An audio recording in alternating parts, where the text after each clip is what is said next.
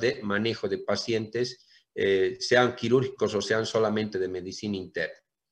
Entonces, lo que les decía, lo primero que hay que hacer es saber de dónde conseguimos el agua. El agua conseguimos de los sueros.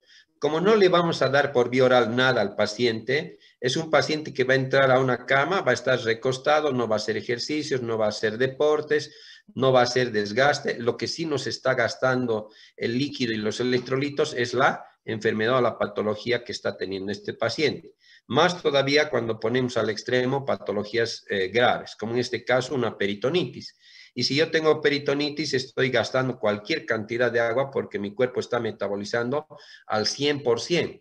Entonces, eso me permite que yo tenga que manejar los líquidos. Entonces, hoy día, para hacerlo más sencillo, entonces estamos manejando lo que es agua. Y agua vamos a encontrar en sueros de las soluciones que nosotros tenemos en el mercado. A ver, Dionata, ¿qué tipo de sueros conoces?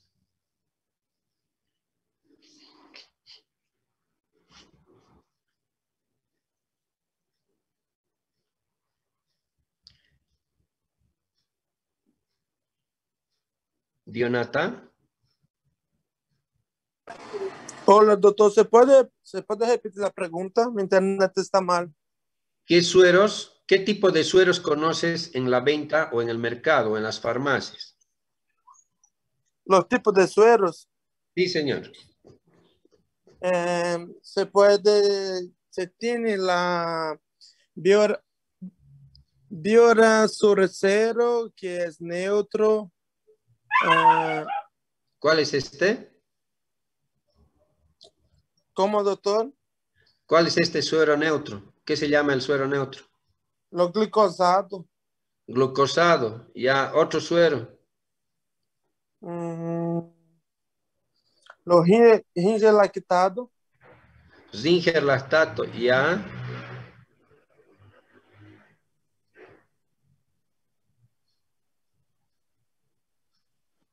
Andrea Aramayo, por favor, ayúdale a tu compañero. El suero fisiológico. Ya. Después puede haber suero sanguíneo. Ya, a ver, otro. Glucosalino, doctor. Glucosalino, ya, muy bien. Bien. A ver, Carol Nogales. El suero fisiológico, ¿cuánto de sodio y potasio tiene? El suero fisiológico. ¿Y cuánto de cloro? Carol.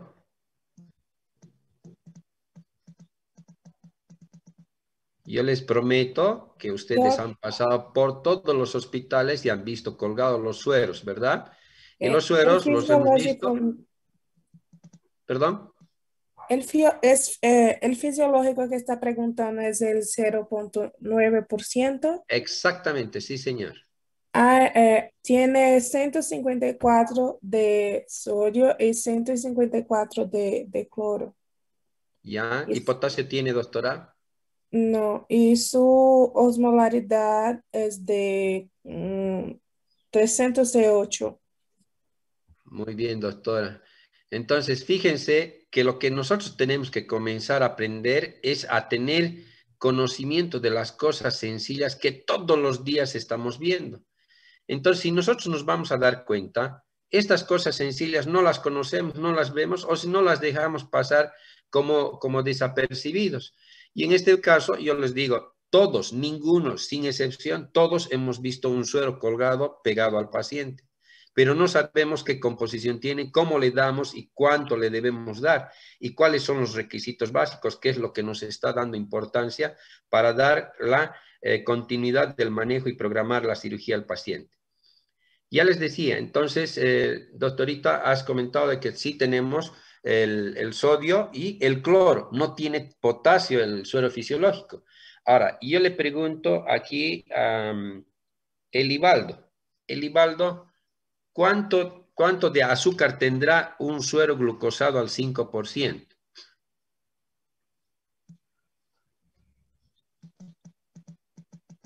Elibaldo.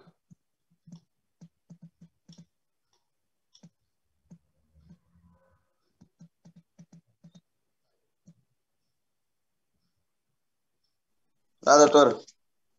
¿Cuántos gramos de azúcar tendrá un suero glucosado al 5%? 0.5, doctor. Creo. 0.5. Jefferson, ¿cuántos gramos de azúcar tendrá nuestro suero glucosado al 5%?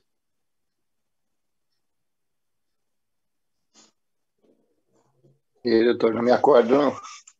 Doctor, ¿Qué pasa? gramos por Estamos 100 en la ml. tabla de salvación en una natación, ¿no ven? Kelly Sí, Castillo. doctor.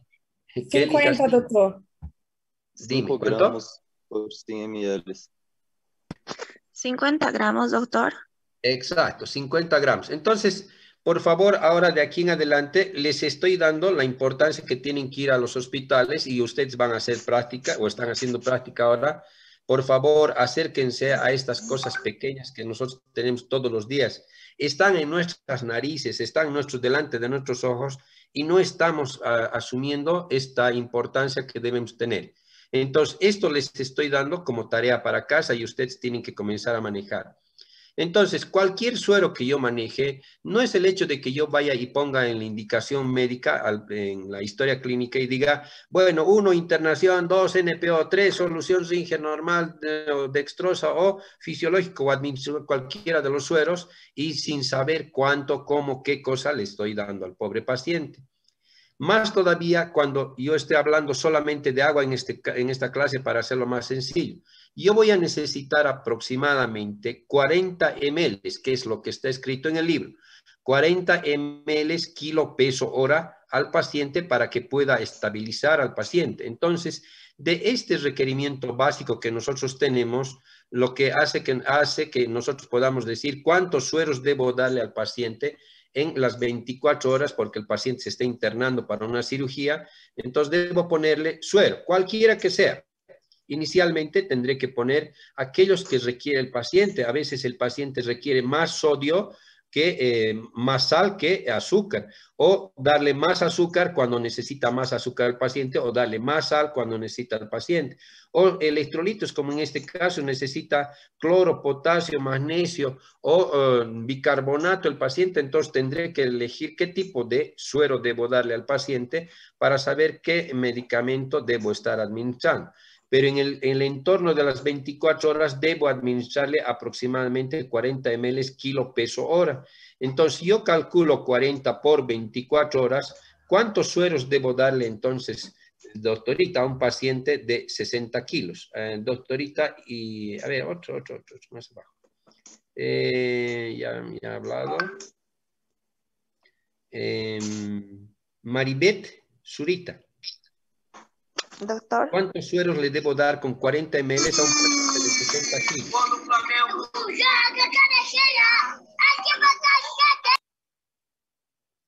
Maribel Zurita. ¿Cuántos? Perdón, doctor, no le pude escuchar. Sí. Maribel Zurita, ¿cuántos ml o cuántos sueros debo darle en 24 horas a un paciente de 60 kilogramos cuando el requerimiento ha sido de 40 ml? Si yo tengo 60, ¿cuántos sueros tendré que administrar? Casi 3. Casi 3. ¿Cuánto sería entonces multiplicado? 40 por 60. 2.400. 2.400. Entonces mi indicación en las indicaciones médicas irá. Suero, pónganse Ringer normal. Primer suero, 1000 cc EB para 8 horas, ¿verdad? Tengo para 8 horas, tengo todavía 16 horas para cubrir. Después viene otro 1000 cc, entonces yo tengo que ponerle suero, pónganse que sea dextrosa. Dextrosa 1000 cc al 5% EB para 8 horas. Ya tengo 16 horas. Entonces tendré que aumentarle otros 1000 cc para otras 8 horas y ya me estoy pasando tu requerimiento que el paciente había tenido. Entonces, si yo tengo que recortar la cantidad, yo tendré que ponerle 500 ml para otras 8 horas. Entonces, no está igual la administración de líquido. Le he dado más líquido o más chorro en la primera parte y 500 ml va a entrar más lento. Entonces, esta distribución debe ser casi regular en las 24 horas para que el goteo sea adecuado en el paciente y no tengamos. Entonces, yo le doy 3.000 ml. ¿Qué estará pasando entonces si yo le doy 3.000 ml a un paciente de 60 kilogramos?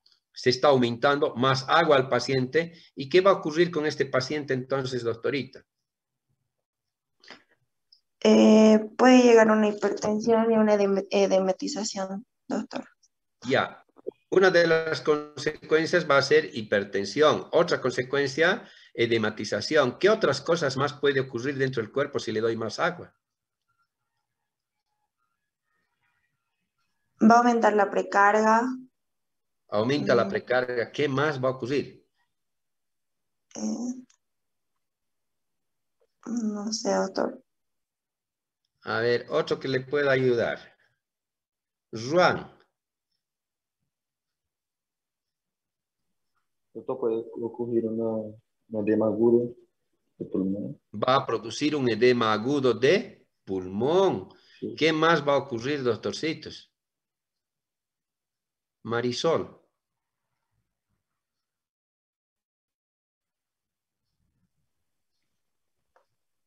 Marisol. Sí, sí, doctor. Estoy... Desequilibrio hidroeléctrico. Va a alterar los líquidos administrados y eliminados. Entonces al paciente le estamos metiendo más agua. Le vamos a ahogar. Este es igual que un vaso, ¿verdad? Le estamos metiendo harta agua. El vaso debe estar en un lugar adecuado para que no rebalse. Entonces, si va a rebalsar, estamos viendo que las indicaciones están mal hechas. Entonces, todo tiene su explicación. Y por eso es esa importancia de ver qué es lo que debemos hacer. En cirugía, habitualmente, nosotros manejamos un poco más de líquido del requerimiento normal. Cuando nosotros estamos ingresando a un paciente que tiene cualquier patología, manejamos entre 40 y 50 ml. Entonces, si yo multiplico 50 ml para un paciente de 60 kilos, estamos teniendo 3.000 cc. Entonces, estamos manejando un volumen adecuado. Si este organismo está adecuado, está sano, solamente tiene una apendicitis aguda, pónganse que es un cuadro adicional que se ha presentado en la fisiología normal del paciente, lo que va a pasar es que nuestro organismo es tan sabio que mantiene un líquido administrado y eliminado. Por eso es que nosotros tenemos un riñón y un cerebro que hace que nuestro cuerpo comience a responder. Si yo le he metido harta agua, ¿qué va a ocurrir en el paciente? Va a comenzar a eliminarse de por sí. Cuando yo estoy en este ejercicio y pongamos las cosas sencillas, yo hago comparación siempre con esas cosas sencillas que todos los días hacemos o con cosas habituales. Lo que nosotros hacemos es, tomo 3 litros de agua en este momento. ¿Qué va a pasar en una media hora, en una hora? Lo que me va a pasar en el organismo es que mi organismo va a responder a esa agresión que yo le estoy echando harta agua. ¿Qué va a ocurrir? Me va a dar ganas de ir a hacer pis y voy a ir a eliminar ese líquido a través de la orina. Nuestro riñón está filtrando. La otra cosa es que puede ser que yo comience a transpirar y yo esté necesitando que se elimine ese líquido a través de la orina y mi cuerpo va a comenzar a aumentar mi frecuencia respiratoria, va a comenzar a aumentar mi temperatura para tratar de equilibrar. Por eso es que estamos hablando de balance hídrico. Entonces, nuestro cuerpo es igual que una balanza. Lo que entra va a salir por alguna situación, a no ser que mi riñón esté fallando en la filtración, a no ser que mi piel no tenga perspiración, a no ser que mi frecuencia respiratoria no aumente para eliminar por la perspiración. Entonces tenemos líquidos administrados visibles y a veces tenemos los que son la eliminación de los líquidos tanto visibles como imperceptibles. Entonces eso nosotros vamos a ver que vamos a controlar la entrada y la salida. Entonces nuestro requerimiento básico de agua había sido de 40 a 50 ml. En cirugía habitualmente hasta 50 ml. Con esto nuestro organismo está aumentando bastante. Por eso es que cuando nosotros operamos, vamos a ir a ver la historia clínica al día siguiente y buscamos la hojita donde dice balance hídrico y ahí decimos cuánto de líquido entrado y cuánto de líquido eliminado. Ahora, ¿cuánto será mi volumen urinario ml por kilo peso hora en las 24 horas? A ver, ¿para quién? Para Joan Tribusi. Joan Tribusi, ¿cuántos ml crees que puedes eliminar por vía urinaria?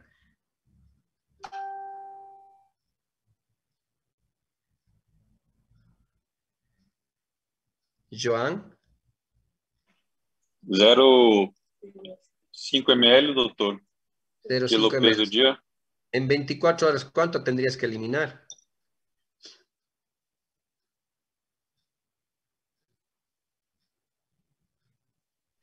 De 800 a 2.000 ml, doutor. De 80 a 2.000 ml. Não, Orlando não, de Net, 800. ya 800. Orlando Net, Doctor, ¿cuánto crees que eh, orinamos en 24 horas? si hay una hidratación saludable, el índice urinario es de 2 a 2,5 litros por día. En este caso serían por hora 100 ml, en promedio de 80 a 100 ml. Ya, a ver. Perdón un segundito, por favor. 2227 es el número de quién es. Porque en la lista no tengo números, simplemente. 2227 registrado como alumno asistente. ¿Qué nombre tiene?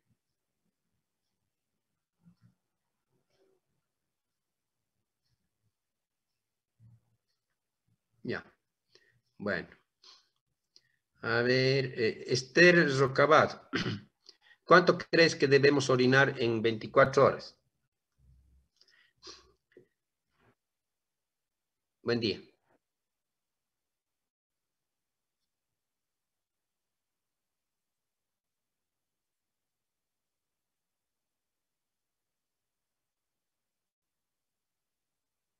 Ya. Ya, en un paciente normal de 60 kilogramos, lo que habíamos dicho, le estamos metiendo aproximadamente 2.400 a 3.000 ml, ¿verdad? Yo debería orinar, así como estoy metiendo agua de 3.000 ml, debería orinar también. Si estamos pensando que el balance hídrico es igual que una balanza, yo le he hecho 3.000, yo debería tener 3.000 ml. ¿Y por qué estoy orinando apenas 800 o 1.500 ml? Por la osmolaridad.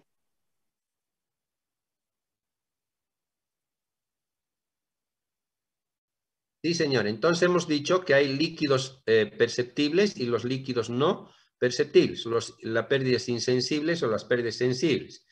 Entonces estamos eliminando por biourinaria, por materia fecal, por los vómitos, y la otra parte lo estamos eliminando a través de la sudoración y la ventilación.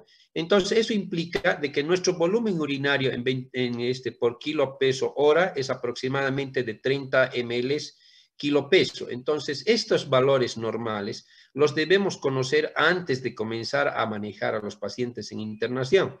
Entonces, nuestro requerimiento de agua había sido 40 a 50 ml y la orina debemos eliminar aproximadamente 30 ml por kilo peso hora.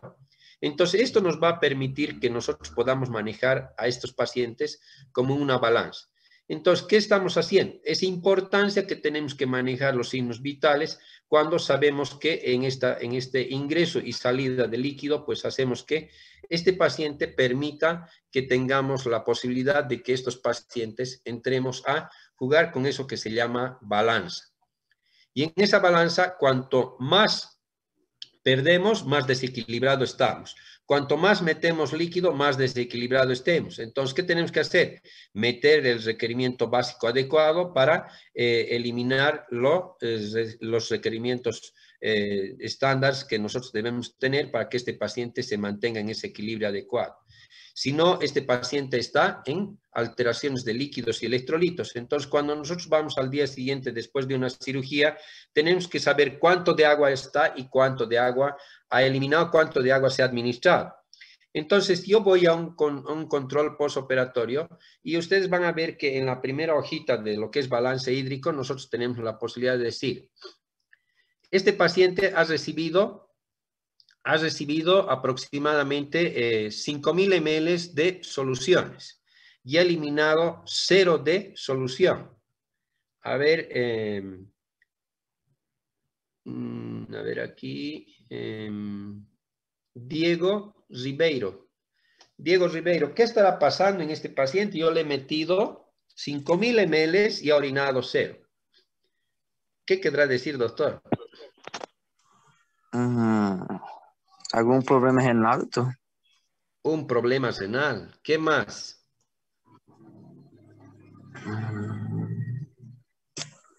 ¿Qué más?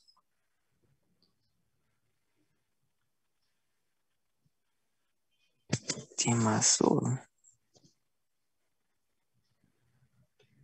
Adelaide, a ver, ayúdale a tu compañero. Sí. Adelaide, ¿qué cosas más puede estar ocurriendo? ¿Qué estará pasando con ese paciente?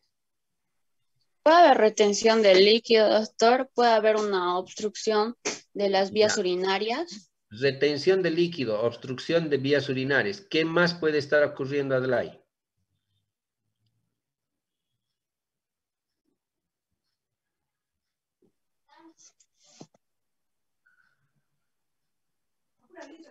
No sé, doctora. Podría... Doutor, se el paciente estuviera muy deshidratado, ¿es normal acontecer eso? Fíjense, hay varias explicaciones que nosotros debemos respondernos. Y eso va a depender de la historia clínica con la que nosotros estamos ingresando. Yo, en forma normal, o en un paciente que no está tan desequilibrado, debo administrarle aproximadamente, entonces, a un paciente de 60 kilogramos, 2.400 a 3.000 ml de solución. Pero si el paciente le ha administrado 5.000 y el paciente no ha orinado, me tiene que haber algunas explicaciones que está pasando y la historia clínica nos orienta a eso. Entonces, el examen físico había sido una complementación de la interpretación de ese interrogatorio que hemos hecho a un principio. Este paciente puede haber sangrado, por decirles, unos 2.000 o 3.000 ml antes. Entonces, yo le pongo los 5.000 ml, ¿qué va a orinar si al paciente le está faltando agua? Entonces, el cuerpo se lo está agarrando por compensación. Puede ser este otro caso que el paciente dice, se ha entrado 5.000 ml y su riñón está tapado, las vías urinarias están doblados o acodados o amarrados. Entonces, ¿por dónde va a orinar? Entonces, esas son las explicaciones que nosotros debemos hacer antes de entrar a una cirugía y debemos estandarizarle al paciente para ponerle en equilibrio y poder manejar a estos pacientes. Entonces, ¿de qué nos está sirviendo el repasar una historia clínica? Estamos haciendo que esa historia clínica nos lleve a esa explicación fisiopatológica y nos haga repasar todos los diagnósticos diferenciales que este paciente pueda tener. Entonces, con eso estamos entrando a diferenciar lo que se llama un diagnóstico clínico, con el cual el paciente ha entrado diagnóstico de abdomen agudo, una apendicitis aguda. Pero el paciente no había sido solamente apendicitis aguda, el paciente había sido una obstrucción de vías urinarias, una insuficiencia renal, había sido una hipertensión arterial, había sido un diabético que lo ha tronado el riñón y no está respondiendo. Entonces, fíjense cómo ahora esto nos va a dar las explicaciones necesarias para que este paciente llegue a esto. Si este paciente está en equilibrio, ustedes van a ver que nosotros tenemos este tipo de balanzas que nosotros tenemos. Cuando yo le pongo aquí un medio kilo de peso, con seguridad esta balanza se va a subir hacia arriba y nosotros necesitamos más peso para poder compensar. Entonces, voy a necesitar medio kilo de agua para poder hacer que este paciente nuevamente se estabilice. O le voy a dar un litro de sangrecita y aquí el peso va a ser de 1 kilo. Entonces, la balanza mueve bastante alto. Nuestra forma de pensar o nuestra forma de interpretar debe ser igual que esta balanza de los joyeros, que no debe mover medio kilo como ser una balanza tan alta que se puede mover gran cantidad. Nuestro desequilibrio es importante en aquellos pacientes cuando son de patologías complejas, pero nosotros debemos manejar a un paciente en cirugía como esta balanza, como de los joyeros. El movimiento debe ser tan delicado que nosotros no debemos hacer o permitir que los cambios sean bruscos o intempestivos. Nuestros cambios en la cirugía deben ser así tan mínimos que no desequilibre demasiado al paciente y no nos descontrole demasiado. Entonces, esto nos lleva a hacer que esa importancia haga que tengamos un control mucho más fidedigno. Si nosotros vamos a querer controlar el líquido administrado y eliminado, lo podemos hacer con un tensiómetro. Y el tensiómetro para medir la presión arterial nos va a determinar que nos haga interpretar lo que son las presiones o volúmenes diastólicos. Si yo tengo un volumen de 80 o como es de una presión diastólica de 80, yo digo que tiene este paciente 5 litros de sangre. Si yo tengo un volumen diastólico de aproximadamente 40, seguramente estoy pensando de que mi volumen de sangre es aproximadamente de 2,5 litros. Entonces, yo para medir ese volumen de sangre debo tardar aproximadamente unos 3 a 5 minutos en tomar la presión arterial. Entonces, para esto aparece otro recurso mucho más fidedigno, más rápido y mucho más sencillo y que se pueden tomar muy seguido y al rato que tú quieras. Entonces, aparece este que se llama la medición de la presión venosa central.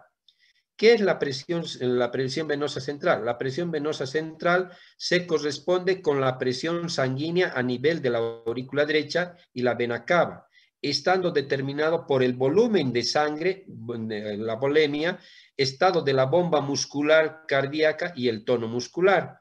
Entonces, si ustedes ven, con esto estoy viendo el manejo del corazón exclusivamente con la función y el volumen sanguíneo. Y esta presión venosa central, no sé si ustedes ya han pasado por cualquiera de los centros hospitalarios en los cuales se han visto el manejo de esta presión venosa central, es sencillo, es fácil, pero que tiene algunas complicaciones cuando se le debe aplicar. Todos debemos manejar esto y ustedes ya lo han debido ver esto en técnica quirúrgica, que cuando nosotros sabemos que debemos instalar una presión venosa central, debemos contar con un equipo adecuado o un equipo estándar que nos dé la posibilidad de manejar estos tipos de presiones venosas centrales. ¿Dónde debemos aplicar? La aplicación puede ser en la vena yugular o puede ser en la vena subclavia, a través de estos equipos que son los catéteres que deben ingresar a través de un punto establecido. Uno que es tercio medio de la clavícula, en el cual está transcurriendo esta vena subclavia, en el cual vamos a aplicar esta situación del catéter. Una vez instalado este catéter a través de esta zona o a través de la vena yugular, vamos a tener la posibilidad de controlar cuánto de líquido estoy administrando, cuánto de líquido estoy eliminando. Entonces, esto hace que nosotros podamos manejar en el sistema de balances hídricos. Y estos catéteres pueden tener 1, 2 o 3 trayectos en los cuales se pueden administrar líquidos o medicación. Esto debe aplicarse en esta vena subclavia hasta la aurícula derecha. Y esto se debe controlar a través de estas placas radiográficas. Una vez instalado, ustedes van a ver cómo el camino del catéter ingresa hasta la aurícula. Y una vez colocado el catéter en la aurícula, pues ya tenemos la posibilidad, es más o menos como colocar un marcapaso, por si acaso se coloca lo mismo y haciendo que se coloque en la aurícula derecha. Entonces, esto me permite que yo pueda manejar esta presión venosa central a través de un sistema que nos va a permitir medir la cantidad de líquido que estamos administrando adecuadamente o cuánto de líquido debemos eliminar. Entonces, nosotros vamos a pedir la ayuda de un pedestal y en el pedestal debemos aplicar una regla, una cinta métrica, lo que fuera, en el cual vamos a aplicar una flechita en el cual está aplicando la línea medio clavicular. Cuando el paciente está recostado, esa línea medio clavicular va a ser la flecha que nosotros vamos a tener habituado a un nivel 0. Entonces, eso quiere decir que el control va a estar aproximadamente a la mitad del corazón y en forma horizontal esto nos va a permitir decir 0 centímetros. La medida de la cinta métrica va a ser medida de centímetros hacia arriba y centímetros hacia abajo. Los centímetros hacia arriba son positivos y los centímetros abajo se clasifican como negativos. Esta medición de la presión venosa central son a través de 2 equipos de suero. Un equipo de suero que estará conectado hacia la solución parenteral que debe ingresar hacia el paciente, conectado hacia el catéter del equipo de este catéter de la instalada en la subclavia. Va a estar conectado el equipo de suero y este suero va a estar conectado hacia esta zona en la cual nosotros vamos a tener la posibilidad de que sea 0. Cuando nosotros ingresamos solución, ingresa hacia el corazón y penetra tranquilamente. Ahora, pregunto a uno de ustedes. que debemos saber cuáles son los parámetros normales, como habíamos dicho. Una presión venosa central. Hemos preguntado, Rogerio, ¿cuánto será mi presión venosa central normal?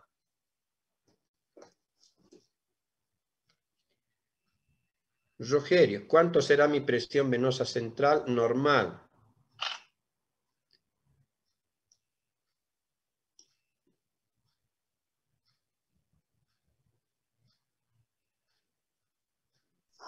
Cinco a 15 centímetros de agua, doctor. Doutor, não me acordo, doutor. Muy bien. Entonces, Zero otro.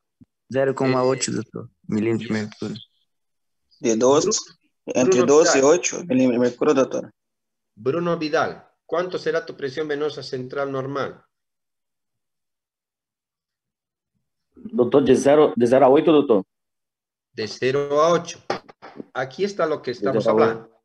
8 milímetros. Ahora, para que ustedes tengan conocimiento básico y lo correcto, es que nosotros debemos meter suerito. Y ustedes van a ver que en todo centro hospitalario, al poner el suero, se acaba el suero. ¿Qué efecto ocurre cuando ha terminado el suero en el paciente? Se ha terminado el suero y ¿qué ocurre? A ver, ¿qué ocurre? Ana Seila. Se ha acabado el suero en el paciente y ¿qué ocurre ese rato? Ana Seila. Olá, doutor. ¿Qué ocurre cuando se acaba el suero en el paciente? Se ha terminado el suero en el frasco del suero, está entrando, está conectado a este catéter, ¿y qué ocurre en ese rato? O sangue volta, doutor. A sangre volta. Retorna el suero, ¿cómo es? Retorna sangre, ¿verdad? Entonces, Sí. esto nos va a permitir que veamos que cuando nosotros estamos metiendo sangrecita, lo podemos cerrar esto y vamos a controlar con otro equipo que está pegado junto a esta regla. Un equipo de suero que está pegado a esta junta de regla y va a haber un retorno. Y ese retorno nos va a marcar esto que se llama presión venosa central. La presión venosa central para todos nosotros, los valores normales son de 0 a 5 centímetros de agua en la aurícula derecha y de 6 a 12 centímetros en la vena cava. Entonces, ¿qué estamos midiendo? De 6 a 12 centímetros de agua en la vena cava. Entonces, esto me permite que yo debo pensar que esto que está ocurriendo es esto. Unos valores por debajo de lo normal podrían indicarme un descenso en la volemia y la necesidad de administrar líquidos en los pacientes. Mientras que unos valores por encima del valor normal nos indica un aumento de la volemia. Entonces, lo que les quiero decir es que cuando está entrando el suero, está entrando más o menos a una presión venosa central de 6 a 12. Entonces, el valor normal del retorno venoso que va a existir por este cierre del ingreso de sangre va a ser en el equipo de suerito que está pegado hacia la regla. Entonces, va a llegar hasta 6 o 12 centímetros. Si es lo normal, que vamos a esperar que sea normal. Pero si yo tengo ese retorno de sangrecita hasta 20, ¿qué querrá decir entonces, doctorcito Diego? ¿Qué querrá decir si mi presión venosa central está en 20? Si la presión está como, doctor. Ha llegado la presión venosa central, se ha retornado hasta 20 centímetros de agua. ¿Qué querrá decir?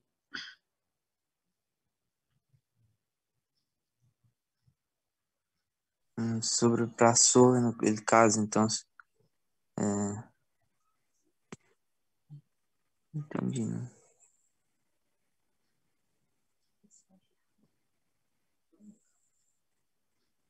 Alejandro, ¿qué querrá decir si yo tengo 20 centímetros de agua?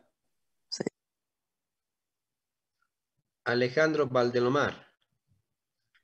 Doctor, muy probablemente la presión del flujo que estemos metiendo los líquidos sea muy alta o la cantidad de líquidos que estemos administrando al paciente sea muy alta. Exacto. Entonces, ¿qué quiere decir? Estamos hablando de aquí de valores por debajo o valores por encima. Si es por encima, está indicando que hay un aumento del volumen que le estamos metiendo al paciente. Entonces eso significa que le estamos encharcando al paciente. ¿Qué debemos hacer? Hacerle orinar para que esta presión venosa central se mantenga en 12 centímetros de agua. Y eso lo mantenemos a través de una llavecita llavecita de 3 vías que nosotros manejamos en la unión de la fabricación de los equipos de suerito, ¿verdad? Porque este suero está metiendo, este equipo está metiendo suero, y el otro equipo que está pegado aquí a la regla está con un equipo de suero que está abierto al aire libre. Entonces, cuando yo meto sangre aquí o líquidos aquí, entonces el retorno venoso va a ser a este nivel. Si yo tengo más de 12 centímetros de agua, quiere decir que le estoy metiendo mucha agua, entonces tengo que bajar. Eso simplemente se hace a través de una llavecita de 3 vías. Yo tengo que cambiar la llave de 3 vías a esta vía que lo estoy permeabilizando, o si no, cerrar esta. O abrimos esta para meter harto líquido. Si está por debajo de, pónganse que mi presión venosa central está menos 4 centímetros de agua. ¿Qué querrá decir Damián Antesana? Si yo tengo menos 4 centímetros de agua, ¿qué querrá decir entonces? Que el paciente se está deshidratando, doctor. Está perdiendo líquido. Está deshidratado, no tiene sangre, no tiene nada. Entonces, a este paciente, ¿qué tengo que hacer? Abrir la llave de 3 vías y meterle harto suero para que el retorno venoso esté entre 5 y... o como es 6 a 12 centímetros de agua. Entonces, esto me permite que con solamente mover una llavecita de 3 vías, yo ya tengo la presión venosa central y el paciente no está encharcado, no se le está dando mucha agua, y esto lo único que nos queda ahora es controlar los electrolitos que le estamos metiendo, porque si yo le meto harto potasio, le meto harto sal o le meto harto azúcar, va a tener efectos físico-químicos dentro del torrente sanguíneo. Tengo 1 minuto de tiempo para terminar la clase. Por favor, la tarea de clase va a ser para que ustedes repasen los líquidos y electrolitos, y la siguiente clase ya estamos hablando de interpretación de laboratorios en la historia clínica. Entonces, aquí tendríamos que terminar la clase, y si hay alguna pregunta o alguna aclaración que tengamos. No, doctor, muchas gracias. Tengan ustedes un buen día, un buen fin de semana. El siguiente martes estamos para interpretación de laboratorios con nuestro diagnóstico clínico y nuestro diagnóstico integral. Buen día. Gracias, doctor. Gracias, doctor. Hasta luego. Hasta luego.